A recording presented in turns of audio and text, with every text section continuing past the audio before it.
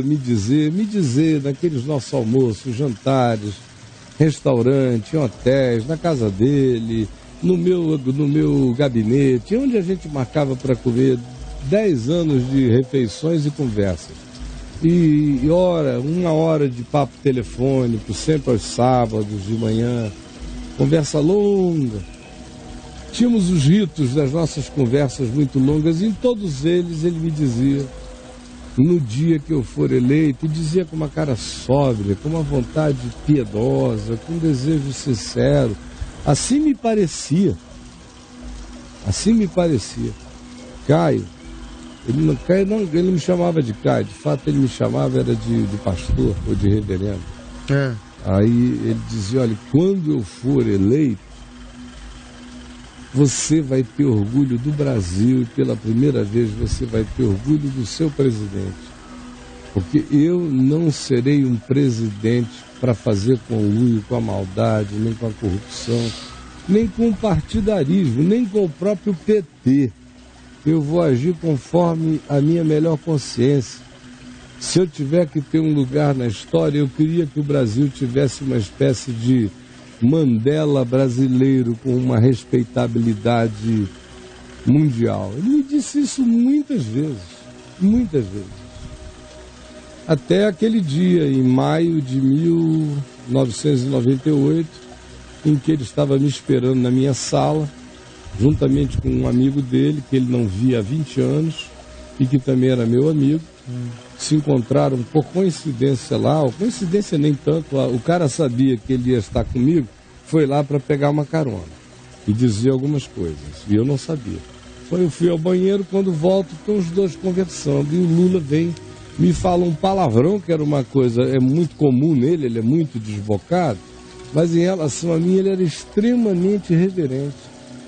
Soltou um palavrão do caramba, disse que precisava do tal do dossiê contra o PSDB que estava lá em Miami, que o amigo dele disse que eu era o homem que tinha credibilidade para conseguir, e ato contínuo disse, pelo amor de Deus, eu tenho 35 milhões de dólares para internar no Brasil, que o Gaddafi quer me doar e eu não tenho quem traga o dinheiro para dentro.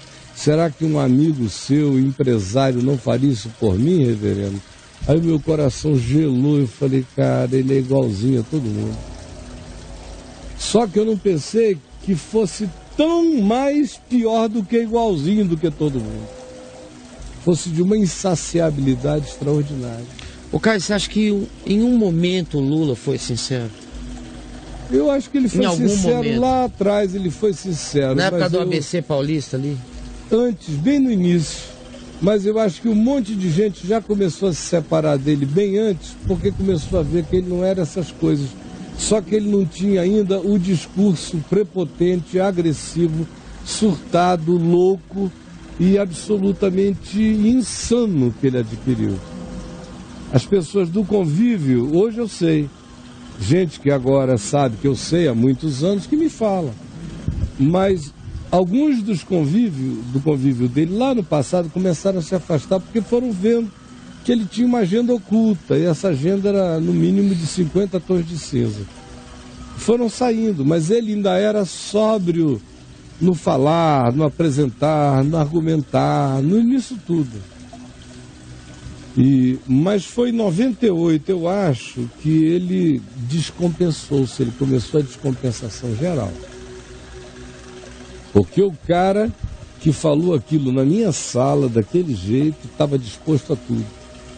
E depois o cara que me pediu perdão quando falou uma mentira a meu respeito, 2 meses depois, num programa de rádio, dizendo que tudo aquilo ali tinha sido, 2 meses depois não, alguns meses depois, tinha sido uma construção, uma criação, uma invenção minha, que ele sabia que não, e eu fiquei furioso quando eu soube. Aí estampou lá nos jornais do Rio, primeira página, aquela coisa. Eu fiquei de novo furioso com ele. Liguei para a casa dele, a Marisa atendeu, trocou de número, Caio, me deu o número novo, liguei para ele, ele atendeu, falei, olha, você é um sem caráter, Lula. Você é um macunaíma, para não te dizer qualquer outra coisa horrível. Como é que você que sabe disso mente desse jeito? Aí diz, não, é que eu fui apanhado de surpresa e para eu não me incriminar, o primeiro nome que me veio à cabeça foi você. Ele falou isso? Para mim. Para mim. E ainda disse, por favor, desliga, eu te ligo de um outro número porque isso não é seguro. Eu não devia nem ter dito o que eu falei. Ah, rapaz, mas assim mesmo, eu fico naquele estado do texto de Marcos que eu li aqui acerca de João, que é indignado e condoído. Indignado e condoído, porque dá uma indignação de ver o que ele fez contra o país, contra ele mesmo, contra a família dele, contra tudo. E condoído de ver a desgraça disso tudo, dessa desnecessidade. Às vezes a impressão que me dá é que o Lula negociou tão bem com os empresários no tempo que ele era presidente de sindicato, é porque ele invejou tanto os empresários com os quais ele negociava que ele acabou aprendendo todos os modos do inimigo anterior.